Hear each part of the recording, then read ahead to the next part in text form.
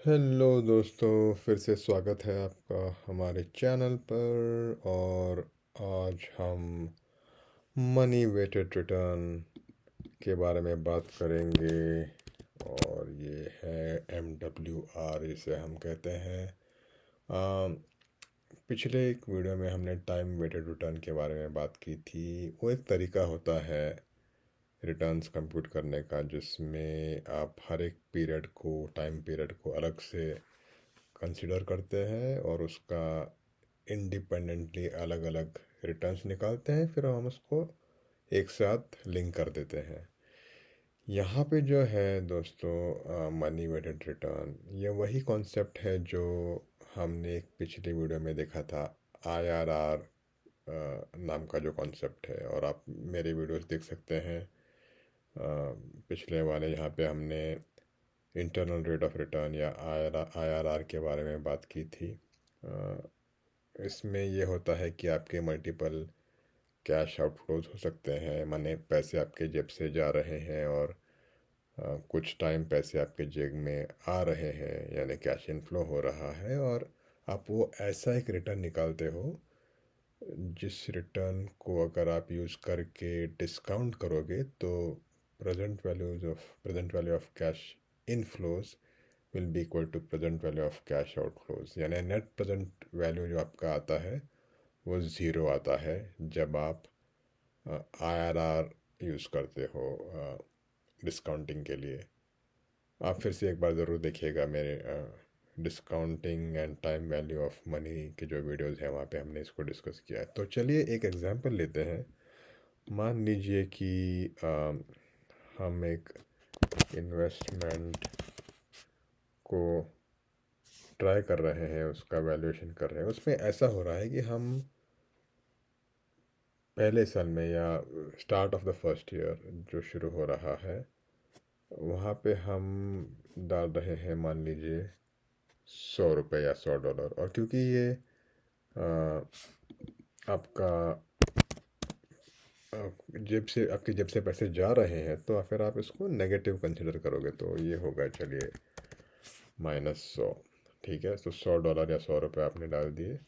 और फिर second year या फर्स्ट ईयर के अंत में, सॉरी, आप कुछ और पैसे डाल रहे हो, मान लीजिए 120। और तो क्योंकि अगेन आपके जेब से जा रहे हैं, दोस्तों ये याद रखना, जेब से पैसे गए नेगेटिव हो गया, जेब में पैसे आए पॉजिटिव हो गया।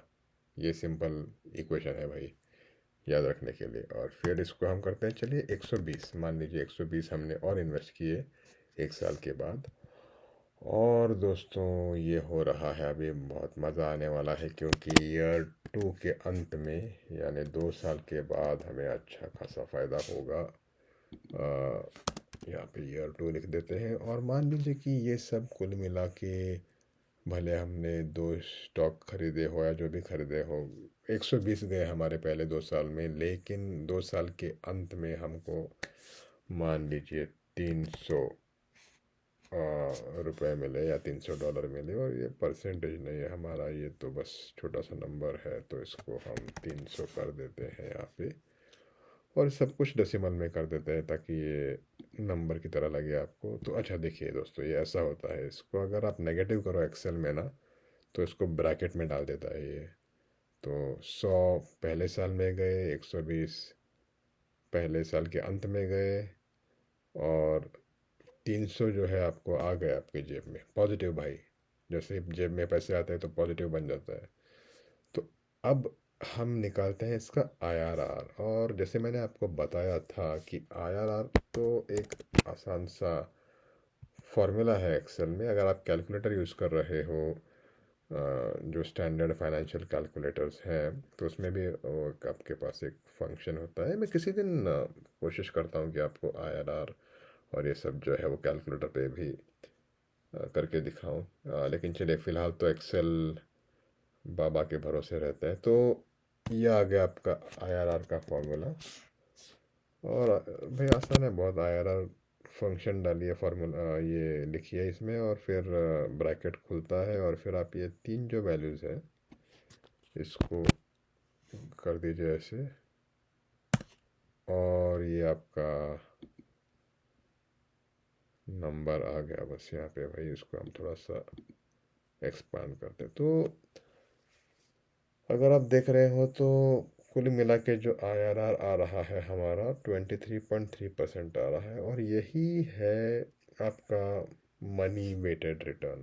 तो आईआरआर जो होता है वही आपका मनी वेटेड रिटर्न होता है, विच इज़ नाउ 23.30%। अब चलिए एक ट्राई मारते हैं हम लोग कि मैंने क्या कहा था कि आईआरआर जो होता है उस रेट से अगर आप डिस्काउंट करते हो तो आपका नेट प्रेजेंट वैल्यू ज़ीरो आता है। तो चलिए नेट प्रेजेंट वैल्यू कंप्यूट करते हैं हम लोग। नेट प्रेजेंट वैल्यू क्या है इसका, जैसे मैंने आपको बताया, इसको बस ऐड करते हैं। ये पहले साल का है तो इसमें कोई डिस्काउंटिंग नहीं होगा भाई। अगले साल का जो है उसमें तो खैर डिस्काउंटिंग होगा। डिस्काउंटिंग कैसे होगा, 1 प्लस ये जो आपका आईआरआर है ये हो गया, और एक और बार प्लस करेंगे, और इस बार ये वाला आएगा। ब्रैकेट की ज़रूरत नहीं है, पहले ये लिख देते हैं। उसके बाद 1 प्लस जो है हमारा प्यारा सा आईआरआर, इसको टू द पावर 2 करते हैं क्योंकि ये तो 2 साल के बाद आ रहा है ना। और अभी हम लोग करते हैं एंटर। क्या बात है, ज़ीरो आ गया भाई। ज़ीरो माने बराबर आंसर है हमारा। आईआरआर हमने यूज़ किया, कैश फ्लोज को डिस्काउंट किया, नेट प्रेजेंट वैल्यू ज़ीरो आ गया। तो बस मतलब हमारा कंप्यूटेशन सब ठीक है। और तो मैंने जैसे कहा कि मनी वेटेड रिटर्न जो है वो आपके टाइम वेटेड रिटर्न से थोड़ा सा अलग होता है।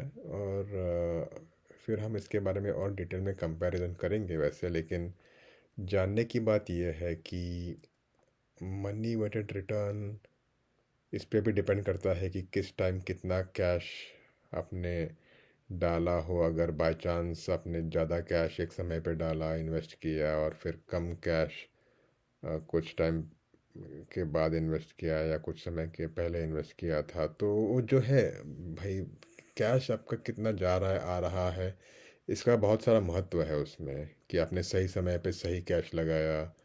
तो चलो अच्छी बात है। अगर गलत टाइम पे बहुत ज़्यादा कैश डाल दिया, इन्वेस्ट किया, तो फिर भाई नुकसान की बात है। तो ये सब चीज़ें यहाँ पे मैटर करती है। टाइम वेटेड रिटर्न में भाई ये सब मैटर नहीं करता कि कितना इन्वेस्ट किया।